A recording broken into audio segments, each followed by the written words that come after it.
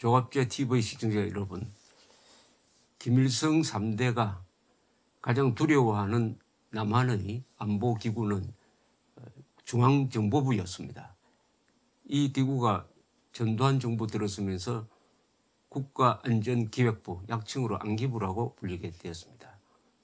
지금은 국가정보원으로 불립니다. 김대중 정부 들어서 와서 이름이 바뀌었습니다. 앞으로 또 이 명칭이 변경될 모양입니다. 미국은 CIA, 처음부터 CIA이고 이스라엘도 처음부터 모사드인데 이 이름이 자꾸 바뀌는 것은 좋은 게 아닙니다. 그것은 정권에 따라서 그 기구의 성격이 달라진다는 뜻이죠. 그런데 국정원은 국가정보원입니다. 국가의 정보기구입니다. 지방정보기구도 아니고 어떤 정권의 정보기구도 아니고 국가와 국민과 국익을 지켜내기 위해서 음지에서 일하는 사람들입니다. 이런 사람들은 흔히 음지의 전사라 부르기도 합니다. 음지에서 양지를 지향한다는 말이 있습니다. 이게 정보부의 부훈이었습니다. 또 미국 CIA는 Passion for Anonymity란 말을 씁니다. 익명애의 정열입니다. 이름은 드러내지 않지만은 그 열정을 가지고 국가를 위해서 일한다. 이런 국가정보기관에 대해서는 국가나 국민들이 보호를 해줍니다. 언론도 보호를 해줍니다. 이 정보기관으로서 가장 유명한 기관이 영국에 있는 MI5, MI6인데 영국 언론은 그 조직의 장의 이름과 사진을 공개한 적이 없습니다. 100년 동안. 최근에 여러 가지 상황이 바뀌니까 몇 년 전에 한 번 공개된 적이 있을 뿐입니다. 모사드에 대해서는 이스라엘에서는 언론이 별로 취재도 하지 않습니다. 모사드는 비밀스럽게 활동해야 된다. 또 모사드의 활동에 대해서 이스라엘이 법을 별로 따지지도 않습니다. 정보기관은 합법적으로만 할 수 없는 것이다. 그러니까 정보기관이 존재하는 거 아니냐 이런 식인데 우리나라는 이 정보기관에 대한 언론과 권력의 난도질이 너무나 지나칠 정도입니다. 이렇게 이야기하면은 제가 이 국가정보원이나 안기부나 정보부하고 친했던 사람으로 생각하는데 저 또한 그 기관의 피해자였습니다. 저는 기자 생활하면서 진실을 보도하는 게 제 직무라고 생각해서 당시에 정보부가 싫어하는 기사를 많이 썼습니다. 그것 때문에 끌려가가지고 조사도 받고 직장에서 쫓겨나기도 했습니다. 1976년에는 그때 정보부가 비밀회사를 차려서 포항에서 석유 시추를 하고 있었습니다. 그때 석유가 나왔다고 박정희 대통령이 발표를 했는데 제가 취재를 해보니까 그 석유는 경제성이 없다는 것을 알게 되었습니다. 그것을 논문으로 썼더니 그게 빌미가 돼가지고 제가 신문사에서 추방된 적이 있습니다. 그리고 1986년에는 월간조선에 있을 때 미국의 CIA가 한국에서 어떻게 활동하느냐 하는 기사를 썼더니 미국 대사관에서 안기부에 항의를 하니까 안기부에서 저를 잡아가서 조사를 받고 조선일보에서 쫓겨나온 적도 있습니다. 몇 달 뒤에 다시 복직을 했습니다. 그런데 그때 저를 조사했던 사람하고 그 뒤에 아주 수사관들하고 친해졌어요. 왜 친해질 수 있었느냐. 제가 국정원 안기부 정보부를 취재하는 과정에서 느낀 것이 이 사람들도 열심히 하는구나. 국가 이익을 위해서 열심히 하는구나. 우리 기자들 못지않게 밤잠 안 자고 열정을 가지고 일하는구나. 다만 입장이 다르다. 나는 진실을 보도하는 게 입장인데 이 사람들은 비밀을 유지하는 게 입장이다. 그 정도로 이해를 하게 되고 더구나 민주화가 된 이후에는 안기부나 국정원에 대한 인권 탄압이나 언론 탄압이 전면적으로 사라져버렸습니다. 그러니까 편하게 오로지 북한 노동당 정권을 어떻게 하면 약화시킬 것이냐. 북한 문제, 핵 문제, 북한의 인권 문제 이 부분에서 같은 생각을 가지고 일하다 보니까 친해질 수가 있었던 것일 뿐입니다. 국가 이익을 중심으로. 그런데 지금 문재인 정부 들어서 가지고 국가정보원은 사실상 정보기관으로서의 신뢰나 기능이 거의 해체되고 있습니다. 지금 국가정보원이 가장 필요한 시기입니다. 북핵 문제 해결을 위해서 한미일이 공조해야 될 시점이고, 그것을 하기 위해서는 대한민국을 대표하는 국가정보기관, 즉 국가정보원이 신뢰를 받아야 됩니다. 국제적 신뢰를 받아야 됩니다. 미국이나 일본 정보기관이 저런 국가정보원과 협력해서 일할 수 있겠구나, 서로 비밀이 지켜질 수 있겠구나, 여기에 대한 확신이 있어야 됩니다. 정보기관이 비밀을 안 지키면 누가 그 정보기관하고 같이 일하겠습니까? 그런데 국가정보원은 지금 자신의 비밀을 다 스스로 노출시키고 있습니다. 국가정보원이 아니라 국가정보폭로원이 되어버렸습니다. 여기서 한 걸음 더 나가서 국가정보원의 수사기능을 폐지하겠다고 합니다. 수사기능을 떼가지고 경찰에 넘기겠다고 합니다. 말은 좋죠. 정보와 수사를 분리해야 된다. 미국도 CIA와 FBI가 분리되어 있지 않느냐, 이렇게 이야기를 합니다. 이걸 한번 따져보기로 하겠습니다. 그런데 왜 국가정보원의 수사기능을 떼내야 하느냐에 대한 설명을 아무리 들어봐도 납득할 수가 없습니다. 여러분 중에서 지난 30년 동안 국가정보원의 대공수사로서 피해를 본 사람 있습니까? 억울하게 끌려가서 고문받은 사람 있습니까? 감옥에 간 사람 있습니까? 연행된 적이 있습니까? 영장 없이. 국가정보원의 대공수사로 피해를 보는 사람 누굽니까? 북한 노동당 정권, 간첩, 공작원, 남한의 종북 세력 아닙니까? 그런데 아무 잘못한 것도 없는데 오히려 잘한 것만 있는 최근 30년 동안의 국가정보원은 잘한 것밖에 없습니다. 국가정보원이 그동안에 수사한 사건, 예컨대 이습기 내란 음모 사건, 남재준 국정원장, 그리고 그 전에 원세훈 국장이 있을 때부터 오랫동안 추적해가지고 밝혀낸 사건입니다. 그것이 통합진보당 해산으로 이어졌습니다. 왕재산 간첩단 사건, 원세훈 국정원장 시절입니다. 그 앞에 김성규 국정원장이 노무현 대통령 시절에 수사했던 1심의 사건, 이 1심의 사건 수사는 제대로 되지 않았습니다.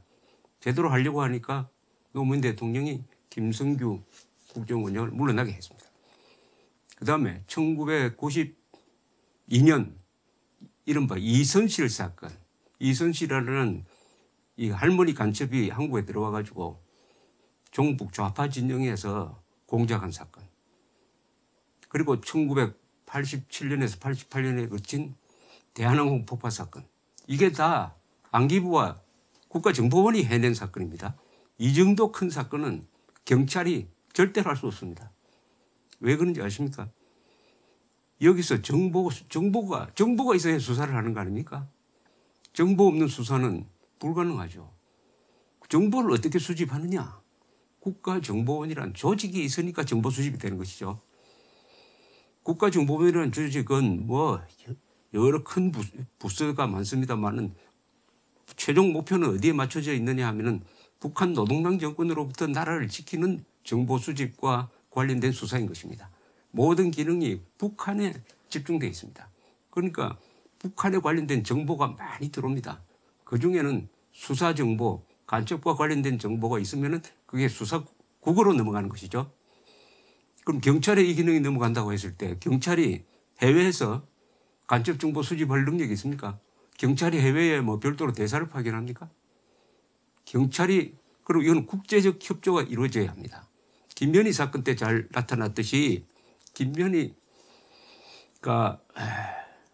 해외에서 주로 공작을 했습니다. 그러면은 기소를 하려면은, 그리고 국제사회에 김현희가 북한 공작원이라는 것을 확신시키려면은 해외에서 활동한 김현희를 추적해야 됩니다. 우리는 그런 능력이 부족했어요. 미국 CIA가 막강한 정보 네트워크로서 그것을 뒷받침해 줬습니다. 이걸 경찰이 할 수가 있습니까? 경찰이 미국 CIA하고 직접 접촉할 수가 없습니다. 한국 경찰은. 미국 CIA와 공식적으로 접촉할 수 있는 한국의 정보기관은 국가정보원밖에 없습니다. 그리고 지난 30년 동안에 국가정보원을 망친 정권이 두 정권이 있습니다. 첫째가 김대중 정권이고 두 번째가 노무현 정권입니다. 김대중 정권은 뭘 했습니까? 간첩 잡는 국정원을 시켜가지고 그 간첩단 수계에 있는 김정일의 해외 비자금 계좌로 몇억 달러의 돈을 보내도록 했습니다. 임동원 원장 시절입니다. 이때 국정원은 영혼이 팔려간 셈이죠. 어떻게 국정원의 적인 김정일의 해외 비자금 계좌로 돈을 보내는데 국가정보원이 심부름 역할을 합니까? 그렇게 하도록 시킨 겁니다. 그리고 그 이외에도 수탁이 많습니다만 그 다음에 노무현 정권 때 느닷없이 과거사 무슨 조사위원회를 만들더니 국가정보원이 과거에 했던 일, 과거에 뭐 동백림 사건이라든지 이런 걸 재조사를 했어요. 김명욱 뭐 납치 사건, 김명욱 피살 사건, 그 다음에 대한항공 폭파 사건, 더구나 대한항공 폭파 사건을 노무현 정부가 재조사를 했습니다. 세계가 인정하고 미국이 인정해가지고 대한항공 폭파 사건을 계기로 북한을 테러 지원국으로 지정했지 않습니까? 그걸 지정할 때는 미국 CIA가 별도 조사를 했습니다. 별도 조사를 해보니까 국정원의 발표가 정확하다. 확신을 가지고 테러 지원국으로 지정을 했는데 노무현 정부 들어서서 가짜다 하는데 혐의를 두고 조사를 했습니다. 이거는 국정원을 완전히 국제사회에서 흥신소보다도 못한 기관으로 내려앉히는 것이죠. 자해 행위죠. 그렇게 한 사람들이 김대중 노무현 정권입니다. 노무현 정권. 그리고 김형욱 피살 사건은 그때 국정원의 조사에 의하면은 정보부가 시켜서 김명욱이를 전 정보부장인 김명욱이를 파리로 납치해가지고 정보부 요원들이 살해했다. 이렇게 발표를 했습니다. 정보기관이 과거에 자기들이 한 공작을 이렇게 깨놓는 기관은 그 나라가 망한 다음에는 나올 수 있는 일입니다. 동독이 망하니까 슈타진 문서가 나온 거하고 마찬가지입니다. 어떻게 대한민국이 망하지 않았는데 이런 공작, 그것도 해외에서 공작한 것을 공개를 합니까? 그 뒤로부터는 아마 생각 있는 세계 정보기관은 국정원과 협력하는 것을 매우 꺼렸을 거라고 생각합니다. 지금 마냥 국정원이 세계 정보기관 사회에서 왕따가 되면은 누가 손해를 봅니까? 북한 핵과 관련된, 북한 제재와 관련된 아주 특수한 정보를 서로 주고받아야 되는 거 아닙니까? 이런 국정원을 보고 누가 정보를 주려고 하겠습니까? 국정원의 수사권이 경찰로 넘어가면 안 되는 이유는 첫째는 정보 수집이 간첩과 관련된 정보 수집이 매우 어렵다는 사실입니다. 경찰에 그런 정보 수집 기능이 없습니다. 이 정보 수집의 상당 부분은 해외를 통해서 수집하는 겁니다. 북한의 간첩들은 요새 해외를 통해서 침투합니다. 일본, 미국 등등. 그리고 사이버를 통한 또 공세를 많이 합니다. 그 다음에 경찰은 그런 수집 기능과 수집 기구가 없습니다. 별도로 만들면 되지 않겠냐 하면 왜 중복해서 만듭니까?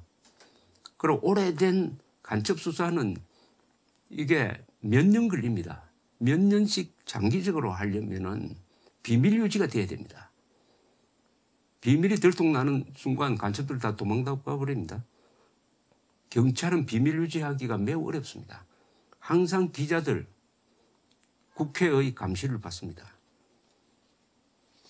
그리고 축적된 자료입니다. 간첩 수사는 축적된 자료가 있어야 가능합니다.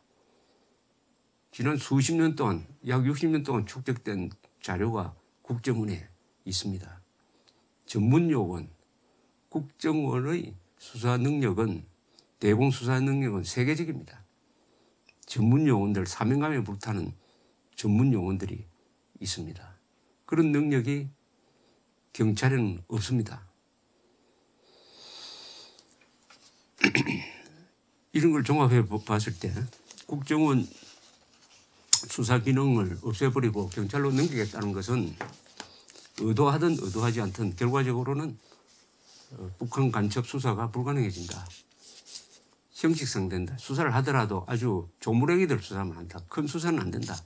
제가 말씀드렸던 이석기 사건, 왕재산 사건, 1심의 사건, 이선실 사건, 대한항공 폭파 사건 이거 전부 다 큰 사건입니다. 세계적인 사건입니다. 대한항공 폭파 사건을 예를 들면은 이걸 통해서 얼마나 여파가 많았습니까? 그 못된 짓 한 북한 정권이 테러 지원 국가로 지정돼 가지고 경제 제재를 받는데 그치지 않았습니다. 김현희를 수사하다가 보니까 김현희에게 일본 말을 가르쳐준 일본 여자가 있었다. 그럼 납치된 게 틀림없다. 조사를 일본 경찰과 합세해서 조사를 해보니까 다구치 야에코라는 일본 여자였다. 그래서 일본 납치자 문제가 커진 겁니다. 일본 납치자 문제가 생기니까 어떻게 됐습니까? 일본과 북한의 수교 협상이 깨져 버렸습니다. 만약 일본과 북한이 수교를 했으면 북한은 한 100억 달러의 배상금을 받아가지고 핵폭탄 아마 더 만들었을 겁니다. 그걸 좌절시킨 것이 안기부의 수사입니다. 여러분들이 지난 30년 동안 발 뻗고 잘 수 있었던 것은 안기부, 정보부, 국정원 이 사람들이 불침번을 썼던 덕분입니다. 여러분들은 5천만의 불침번이었습니다. 이 국정원 수사국은. 그분들은 또 세상과 전련된 상태에서 항상 음지에서 일한 사람들입니다. 저는 그 수사관들하고 친해서 만나보면 그 사람들처럼 우직하고 순수하고 때는 순진한 사람들을 본 적이 없습니다. 오로지 간첩 잡는 일에만 열중하다 보니까 세상 물정은 또 몰라요. 돈 같은 거하고는 아무 관계가 없는 사람들입니다. 그런 사람들이 지난 30년 동안에 인권 탄압도 없었고 조작도 없었다. 물론 그 전에 정보부 시절에 잘못한 게 있습니다. 정보부가 정권의 말하자면 충견 역할을 한 게 있습니다. 또 사건을 조작한 것도 있어요. 저도 그걸 폭로해서 글을 썼습니다. 유명한 이수건 간첩 사건이 이수건이가 위장 귀순했다가 탈출하다가 잡혀왔는데 그때 우리 정보부는 처음부터 이수건이는 이중 간첩으로 위장 귀순했다라고 발표했는데 그건 거짓말입니다. 그것은 자기들이 이수건이를 관리를 잘못해가지고 외국으로 도망가게 만드니까 그것을 덮기 위해서 이 사람을 위장 귀순으로 덮어서 사형시켜 버렸습니다. 뭐 그런 것은 또 저 같은 기자에 의해서 폭로가 됩니다. 그러나 지금 북한과 대결하는 이 전쟁이 지금도 계속되고 있고 그것은 무력 전쟁일 뿐 아니라 정보 전쟁이고 이념 전쟁이고 간첩 전쟁인데 여기서 우리 정보기관 안기부, 정보부, 국정원처럼 최소한의 무리를 했다고 봅니다. 무리를 하지 않는 정보기관은 세계 어느 나라에도 없습니다. 정보기관은. 그런데 그것은 국가를 유지하기 위해서는 다 감수해야 됩니다. 이스라엘도 뮌헨 1972년 뮌헨 올림픽 때 선수촌을 습격해가지고 이스라엘 선수단 11명을 죽인 그 팔레스타인 테러 조직을 추적하기 위해서 20년 동안 암살단을 만들어서 하는 과정에서 엉뚱한 사람을 죽이고 하는 이런 사고가 있었습니다. 그렇다고 정보기관을 없애지 않았습니다. 미국 CIA도 실수를 참 많이 했습니다. 그렇다고 미국 CIA 없어지지 않았습니다. 미국 CIA 정보 수집 기능을 뭐 없애버린 적 없습니다. 미국 FBI도 엉뚱한 사람 잡고 실수를 많이 했습니다. 이것은 냉전 전쟁하는 기구입니다. 이거 국정원은 음지의 전쟁을 하는 기구니까 여기에 과연 법이라는 것을 엄격하게 적용할 수 있느냐? 전쟁에 법을 적용할 수 있습니까? 전쟁에. 정해야죠. 그러나 이 실수가 어떤 실수냐 하는 것을 잘 봐야죠. 여러분이 혹시 영화를 보신 적이 있는지 모르겠는데 이미테이션 게임이라는 영화가 있습니다. 이것은 알란 튜링이라는 오늘날의 컴퓨터 원리를 만든 알란 튜링이라는 영국의 수학자 이야기입니다. 이분이 2차 세계대전 때 독일의 암호를 푸는 정보기관, 정보조직에 참여해가지고 결정적 공을 세웠어요. 독일 암호를 실시간으로 풀었습니다. 그런데 그 자랑스러운 일을 했다는 것을 이 사람은 발설을 하면은 감옥에 가야 돼 있었어요. 미국, 영국의 정보보호법이 그렇게 엄격합니다. 그런 좋은 일을 해놓고도 자랑할 수가 없었어요. 심지어 이 사람이 동성연애를 해가 경찰에 붙들려 갔을 때도 신문 받을 때 내가 사실은 왕년에 이런 일을 한 사람이다라고 자랑하고 싶었겠지만은 할 수가 없었습니다. 이렇게 엄격한 겁니다. 국가정보는 신성한 겁니다. 이 업무는. 그런데 한국의 좌파 언론, 좌파 정치 세력 이 국정원을 난도질하고 자기들이 집권했을 때 국정을 시켜서 무슨 짓을 한지는 한 거는 듣고 이번에 수사권을 옮긴다는데도 국정원이 수사권을 남용해가지고 뭘 잘못했는지를 설명할 수가 없었으니까 안 했겠죠.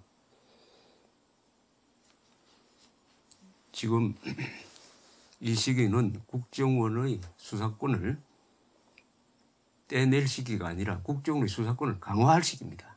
강화할 시기입니다. 물론 이것이 정부가 하는 대로 되지는 않을 것입니다. 국정원 법을 개정을 해야 됩니다. 국회가 여야를 떠나서 국익 차원에서 국민의 안전 차원에서 견제가 있어야 되겠습니다. 감사합니다.